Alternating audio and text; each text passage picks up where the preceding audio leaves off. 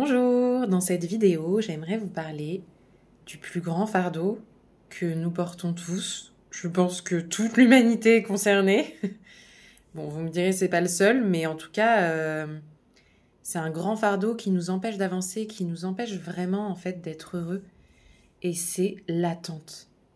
C'est-à-dire, quand j'aurai confiance en moi, je passerai ce concours, quand je serai prête, je me lancerai à faire des vidéos, quand j'aurai assez de courage, je partirai en voyage, quand je me sentirai en sécurité, je lancerai ce projet, etc., etc., etc. Et je pense que vous allez aussi reconnaître plein de plein de discours quand j'aurai plus les enfants, ou quand j'aurai assez d'argent, ou quand j'aurai... Bref.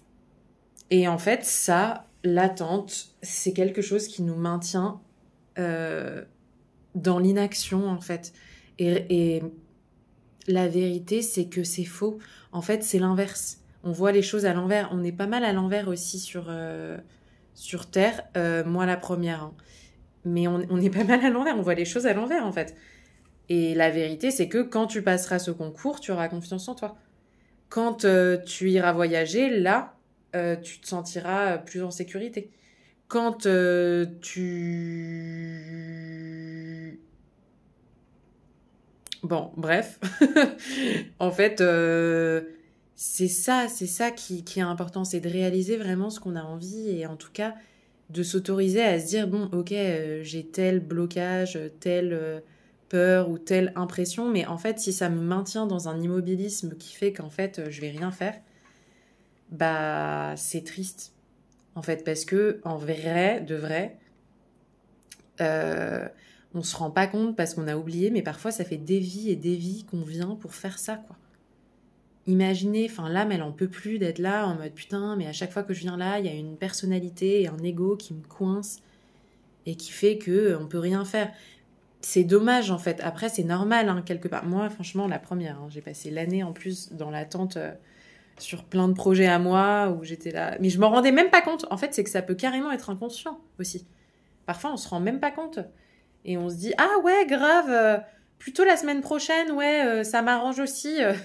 Enfin bref, en décalant les choses tout le temps comme ça et sans se rendre compte que finalement, c'est dommage en fait parce qu'on le fera jamais et que finalement, oui, c'est difficile quelque part de se dire que bon, bah, on affronte nos peurs, que oui, parfois en fait, on doit les regarder alors que franchement, c'est pas très agréable. Mais c'est triste de venir vivre une expérience humaine et de pas la vivre vraiment en fait. Parce qu'au final, par survie, on ne vit plus.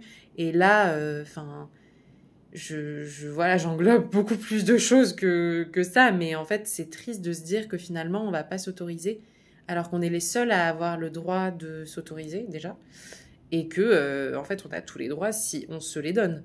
Mais on est les seuls à pouvoir s'interdire. Et ça, c'est certain.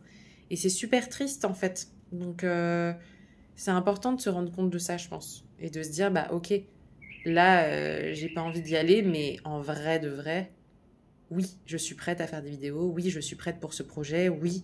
Et c'est juste se dire oui intérieurement, en fait, et demander à la vie de se sentir soutenue, en fait, parce que la vie, c'est une grande intelligence, mais on a aussi le libre arbitre. Donc si on lui demande pas d'aide, elle nous aide pas. En tout cas, elle va toujours nous tendre la main et nous ouvrir certaines opportunités, etc. Mais si on lui demande vraiment pas d'aide, il y a un peu cette idée aussi où elle va pas avoir l'opportunité de vraiment nous délivrer ce sentiment de soutien ou cet amour. Et du coup, n'hésitez pas à demander de l'aide. Ça peut paraître bateau ce que je dis, mais on se rend pas compte parfois que juste en demandant de l'aide, en fait, bah, on reçoit. Demande et tu recevras. C'est connu en plus. Merci de m'avoir écouté.